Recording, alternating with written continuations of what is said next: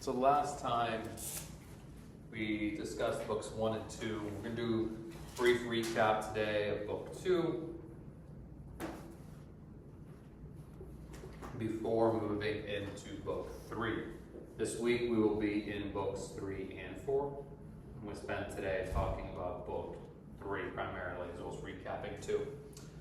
So book 2 begins our mid-period Platonic dialogue, whereas we said earlier that book 1 is very clearly an early period dialogue.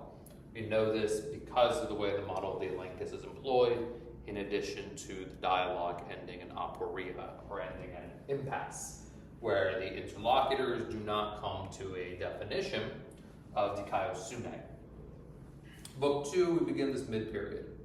And the goal of books 2 through 10, the overarching large goal, now this is, every book is going to have different sub-aims, but the overarching aim of books 2 through 10 is to construct the Callipolis.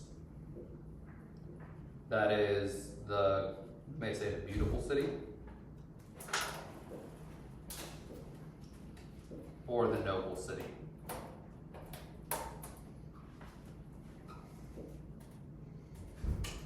And if you recall from last time, the reason that the interlocutors are concerned about developing the Callipolis is because ultimately they are trying to identify what it is of dikaiosune, but Socrates proposes that it is easier to locate dikaiosune if we blow up the scale. So instead of trying to locate dikaiosune in the individual, we're going to try to locate it within the polis. Because if we can locate it within the polis, we will then be able to locate it within the individual. At least this is the proposal. So we're going to try to build this Callipolis. And as we build in book 2 a series of cities, we're going to start to introduce more and more factors. So the first city that Socrates introduces is commonly referred to as the city of swine.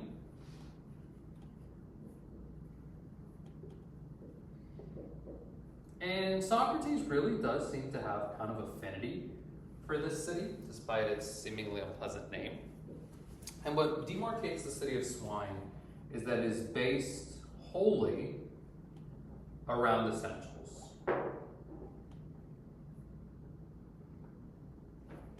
That is, in the city of swine, you will only have as many people as is necessary for the subsistence of the city. A hallmark of not only the city of swine, but all Platonic cities, is specialization.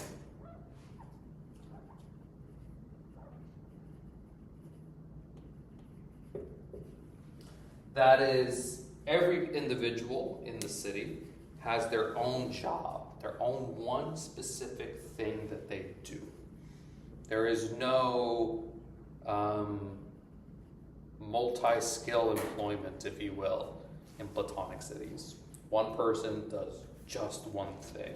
The thought here being, if one person only does one thing, she will then become expert. She will then do that one thing very well. This is why the analogy I provided last time was that of the general contractor versus, let's say, the electrician. Both an electrician and a general contractor can do basic electrical work on your house. However, the electrician is going to be better at it. She's going to do it more efficiently. She's going to do it with a greater degree of precision and a greater degree of refinement.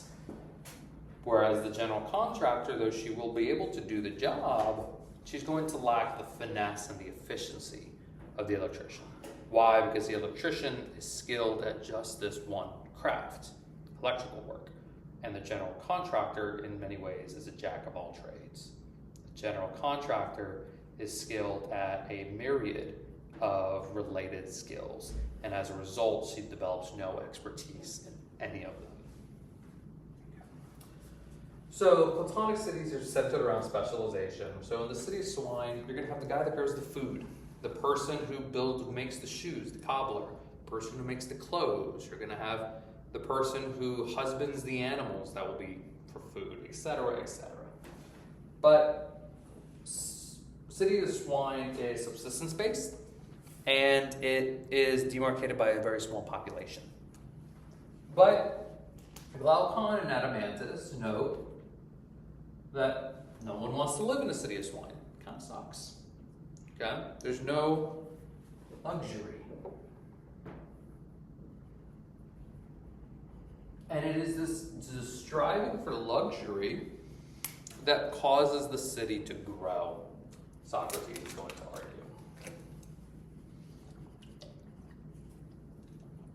argue. So instead of being contented with eating barley and, I don't know, goat, they are Greeks.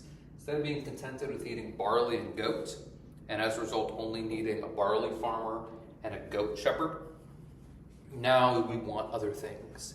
We want fish, we want figs, we want cheese, we want different kinds of grains. And the desire for all of these luxuries now requires us to have additional people in the city. You need someone who grows figs, you need someone who knows how to make cheese, you need someone who grows different kinds of grains other than just barley, etc., etc. So as we strive for more and more luxury to make life more pleasant, the city is forced to grow. But goods are limited. And insofar as goods are limited, and a particular good being space, Socrates then maintains that the city is going to reach its tipping point. It's going to reach its carrying capacity, to use the language of the geographers. It's going to reach its carrying capacity. And when the city reaches its carrying capacity, it's going to have to expand. And in its expansion, it's going to need people who can do this expansion. And the only way to expand is to take what your neighbor's got. So now the city needs a new kind of specialist.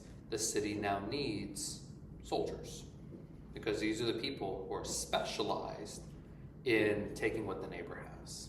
They're specialized in the craft that is warfare. Okay? So now we start to move toward this building of the Callipolis.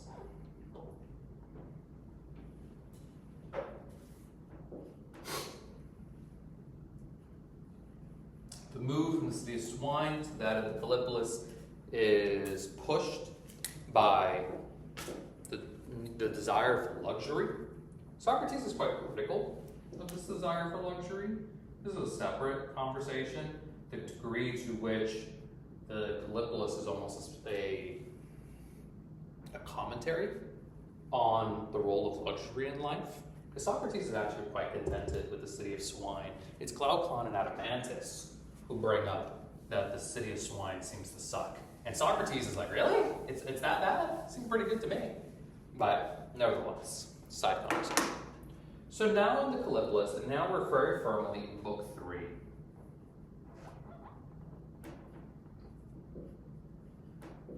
We're focusing on what Socrates is first going to call the guardians, but then he is going to later call in book 3 the auxiliaries. The guardians and auxiliaries in book 3 are the same exact group of people.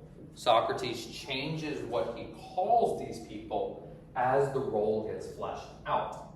I will refer to them as auxiliaries. The reason I will refer to them as the auxiliaries and not the guardians is 1, to avoid confusing you, and 2, because through the remainder of the Republic, so books 4 through 10, this group of people is referred to as the auxiliaries, whereas the guardians, we will re-encounter this name. The guardians get a new fleshing out. The guardians become the rulers of the city. So right now, what we are focused on in book 3 is the education of the auxiliaries. Forgive me.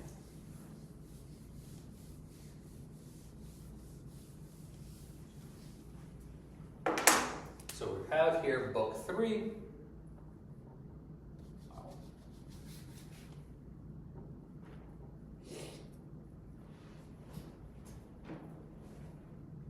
And our aim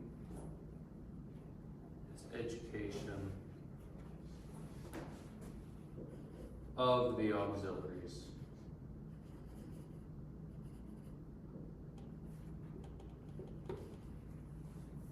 Okay. Now, in educating the auxiliaries, the first thing we may wonder is like, well, why does Plato devote an entire book to the education of this one group of people? In many ways, the auxiliaries are the linchpin of the society. Okay. Though they are not the ones in charge of the society, though they're in second place in many ways, as far as the hierarchy of the society goes, of the Kallipolis, they're the ones that secure the entire Kallipolis. They're the ones that ensure the Kallipolis' existence. So Socrates takes them very seriously, and Socrates takes the role that they play very seriously. So, in trying to educate the auxiliaries, there's a couple of things that Socrates thinks about. First is what character traits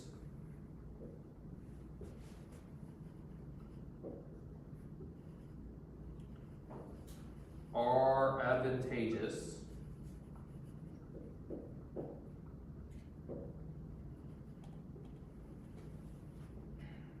for the auxiliaries.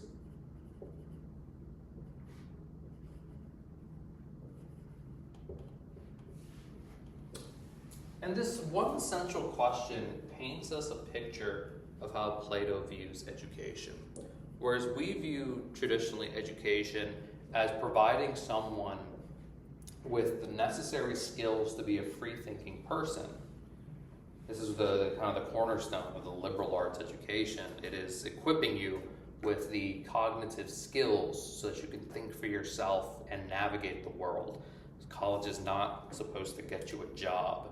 The liberal arts education is supposed to teach you how to think. The thought being that a well-educated person can figure out how to make money. But Plato's viewing this differently. He's viewing education as the vehicle that drives character formation. And insofar as the auxiliaries have to have a very particular character set and a very particular skill set, their education is going to have to mold that. And Socrates is going to identify two character traits that are beneficial for the auxiliary to have. The first one is courage. Greek here is Andrea. I bring up this because it etymologically makes sense, and we'll talk about that. And the second is temperance. Or in the Greek,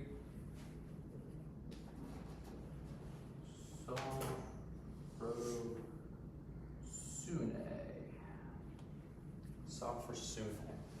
So, begin with courage. The word for a biological man in Greek is aner. And the word Andrea, which is related to the word aner, is quite literally, we may think of this literally as manliness. And yes, we do, it is meant in the kind of the quintessential machismo sense of manliness. What Socrates is viewing here when he's thinking about courage is he's thinking about the what it is to be a man. Now, Socrates doesn't state that the auxiliaries have to be men, but nevertheless, this is the character trait that they are supposed to embody. So these two desired ends, these teloi of courage and temperance, are what is guiding the education of the auxiliaries. Okay. Now, Socrates is then going to ask us, how is it that we can instill courage and temperance? How do we instill this in our auxiliaries? And Socrates notes that people mimic. Mimesis or mimicry is the means by which people traditionally learn things. Think about little kids. If you're trying to teach a small child how to count, you do 1, 2, 3, etc., etc. And the child will mimic you putting up the fingers, and eventually they will associate the number of fingers with the number. We teach children how to tie their shoes by tying shoes. This is why parents, I don't know if parents still do this, but a lot of parents will not curse in front of their children because that's the word the kid's gonna say. Children are imitative creatures. People are imitative creatures. Think about if you guys do like any kind of skills with your hands, the way you learn that skill, if you're learning it at a technical college or you're learning it from your grandfather or something, the way you learn these skills is they show you. The way you learned how to measure wood so you can cut it properly and how to use a table saw is someone showed you and you imitated what they did. So insofar as mimesis or mimicry is the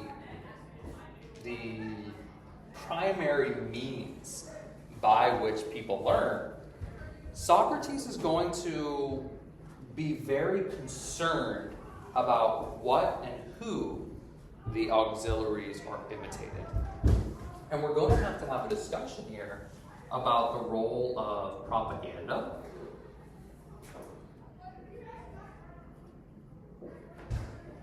about the role of censorship,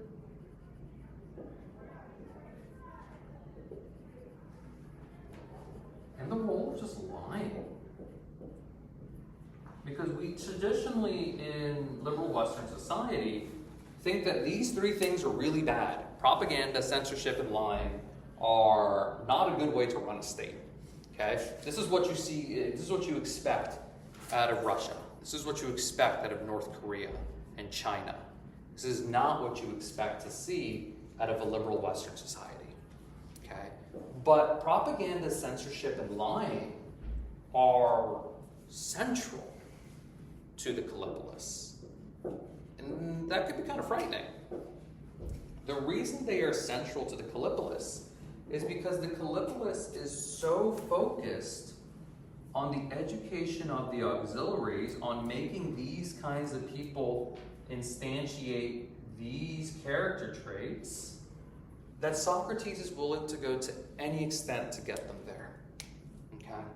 Because we learn through mimicry, we need to, Socrates is saying, and we use we here, not talking myself, but Socrates needs to ensure that the people who are being mimicked are worth mimicking.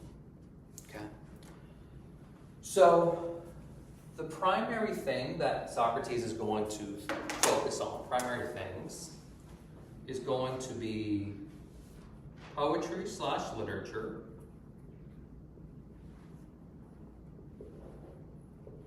music, and gymnastics. And now when I say gymnastics, I believe I said this last time, and I'll reiterate, I'm not talking about the Olympic event. Okay? He's not trying to make a team of Simone Biles as auxiliaries. When he says gymnastics, he's talking about physical education. Okay? So we get this word gymnastics from the Greek gymnastike. Gymnastike, the word gymnos in Greek means nude, and ike is a common suffix to say the craft of something. Like rhetorike is the art of being a rhetor or being a public speaker. And the reason it's gymnastike is because Greeks did physical training in the nude. It's hot in Greece. So these three components are the focus of Book 3. Music and gymnastics are the two components that Socrates thinks are essential, that play the essential role in the auxiliaries' education. However, poetry and literature are that which we're focusing on creating good models for the auxiliaries to then mimic. And you gotta remember the time period. The primary focus here is going to be that of Homer. Homer is, we don't really have an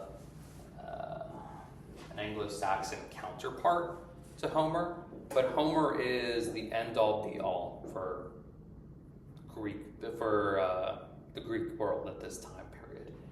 Everything you learn from a Homer. He is your textbook. Okay? Now, Homer is going to depict 3 different classes of agents. He's going to depict gods, rulers, and warriors. So if we think of like the Iliad and the Odyssey, we think of the Hellenic pantheon.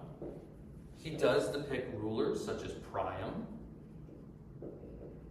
and he depicts warriors. This is kind of a dual one because Achilles is both, a ruler and a warrior, such as Achilles. And because we learn through mimicry, and we're reading our Homer, studying the way we study now, Socrates maintains that the auxiliaries are going to model their behavior and they're going to get their understanding of what is appropriate and how they ought to behave based on how Homer depicts these 3 groups of people. So based on how Homer, and as well as other authors, but primarily Homer, based upon how Homer depicts Achilles, Priam, the gods, Patroclus, Hector, all these characters is going to influence how people behave. Because if it's okay for Achilles, it's okay for me. This is what's going on in the Hellenic mind. And Socrates is really concerned about this. This is why when you read book 3, you'll note that a lot of book 3 is direct quotes. So Plato here is quoting primarily Homer and Hesiod. Okay? And what Socrates is going to advocate for is twofold. One is a censoring of what Homer and Hesiod said. If the poet does not depict gods, rulers, or warriors in a way that promotes Andrea and Sophrosune, courage and temperance, then we just gotta get rid of that. We can't have these bits, for example, where Achilles is mourning the death of Patroclus, and as a result, he refuses to go and fight because he's been wronged by Agamemnon. We can't have these bits where Achilles is being irreverent toward the gods and trying to fight the river. Okay? These things are simply not good models of imitation for Socrates. This is not showing the virtues of courage and temperance. And as a result, we can't have the auxiliaries reading this. Because if they read it, they may think it's okay to do that. So this is the role of censorship. And then Socrates wants to go on and say, look, if they won't change, if we can't censor what they wrote, then we just can't allow it in the Callipolis. Okay? So not only is the literature of the Callipolis heavily altered to reflect a value system that the Callipolis endorses, but if they can't change it, they just don't have it. If you're familiar with contemporary geopolitics, if you have any, just read a newspaper the past 30, 40 years, this should remind you of North Korea. Okay, so for example, many North Koreans believe facts that are, well, I can't say facts because they're not true propositions. They believe things that are factually incorrect, such as who invented the internet. Okay? The reason they believe these things, these false propositions, is because this is what they've been told by the state. The UN's regime has told North Koreans for generations things that are just not true. They've told them this in an attempt to control the population. This is why, for example, things like internet usage, literature, foreign travelers are heavily restricted in North Korea. It's very challenging to just decide, I'm going to go on a family vacation to North Korea. Even if you manage to get a visa into the country, you're not going to see the real North Korea. You're going to get to see the North Korea that the state wants you to see. This is why there's very restricted internet access in North Korea. Why? Because the internet is a treasure trove of information. And in the state's attempt to control the populace and control the beliefs of the populace, they've invoked this kind of censorship and propaganda. Well, the same exact thing is happening in the Callipolis. They are censoring and editing their own history. Why? Because they are so focused on developing brave and temperate auxiliaries. Now we get to the role of music and gymnastics. So whereas poetry and literature are that which serve as the mimicry basis for education, these are the people you're supposed to emulate. Music and gymnastics are the two subjects you study in school, for lack of a better analogy. This is what you go to auxiliary school to study. You study gymnastics and you study music. And you're probably saying to yourself, that is a bizarre combination. Why would you study, if you're going to be a soldier, why study music and gymnastics? The gymnastics kind of makes sense, you gotta be physically fit, but the music seems really weird. And Socrates, at the end of book 3, is going to propose, he's going to give us an analogy, and he's going to equate or relate our auxiliaries to guard dogs.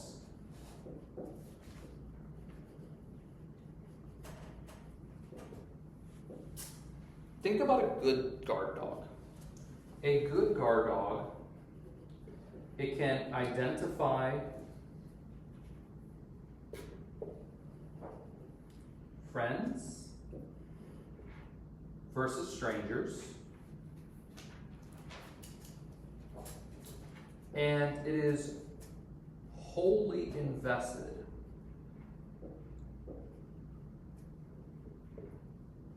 in the protection of the friend.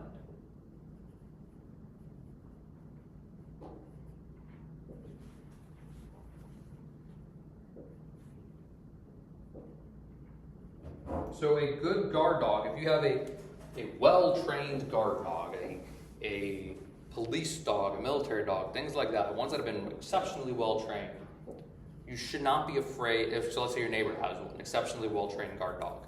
You should not be afraid of going to your neighbor's house when you're invited. Why? Because that dog has been trained on how to identify people that are okay, people that are friendly to the owner, versus those that are not friendly to the owner. But you should be very afraid of going in uninvited. Why? Because that guard dog has also been trained to identify who is not welcome here. Okay? This is what makes... So dogs are just naturally very possessive kinds of creatures. This is what makes an untrained dog, especially a large untrained dog, kind of scary, is they're bad at differentiating friend versus enemy.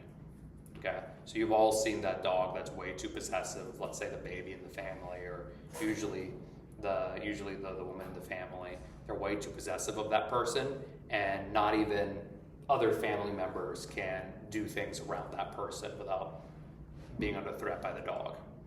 Okay, you've seen videos, for example, where the dog is very possessive of a child, and they're the caretaker of the child, and if the parent tries to, let's say, swat the child's hands away from a stove, the dog will attack the parent. That's a poorly trained guard dog. And this analogy of the guard dog to the auxiliary is we're trying to train the auxiliaries to do these things. To identify friends versus strangers and be wholly invested in protection of the friend, of that which is good. And we have a balancing scale. We have a spectrum. Look at that, more Hellenic spectrums. On the one hand, we have kind of a brutishness And on the other hand, we have effeminacy.